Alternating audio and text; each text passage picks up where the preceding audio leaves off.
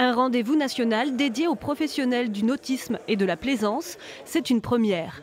Objectif pour les participants, échanger sur les grands enjeux du secteur, mais aussi, pourquoi pas, signer des contrats. Effectivement, il y a des sujets de réflexion, donc c'est bien de voir ce qui se dit. Là, il y a eu quelques messages qui sont passés en début.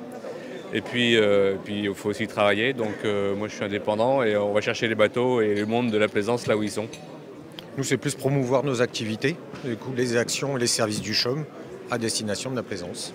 La plaisance en France, c'est un très gros marché, 16 milliards d'euros chaque année. Mais depuis 2 ans, la navigation de loisirs est en perte de vitesse. Alors pour ses représentants, l'enjeu, c'est de trouver des solutions pour enrayer le phénomène. À force de multiplier les interdits et les réglementations excessives, et les taxes aussi, il ne faut peut-être pas l'oublier, on pourrait assister à un désengouement. Je pense qu'en France, l'activité n'est pas suffisamment connue, n'est pas suffisamment considérée. Et ces assises concourent à la faire connaître, à la faire découvrir.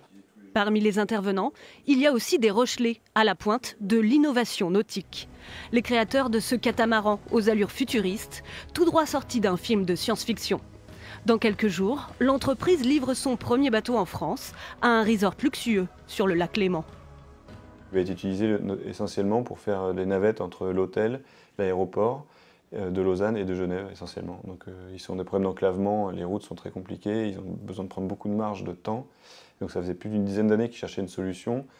Et quand ils ont vu le concept, ils se sont dit que c'était enfin la bonne solution. Et il s'avère que là, on a déjà fait des tests et on raccourcit le temps de transit entre l'aéroport de Genève et de l'hôtel quasiment de moitié. Prochain projet dans les tuyaux, une navette entre Bordeaux et Royan.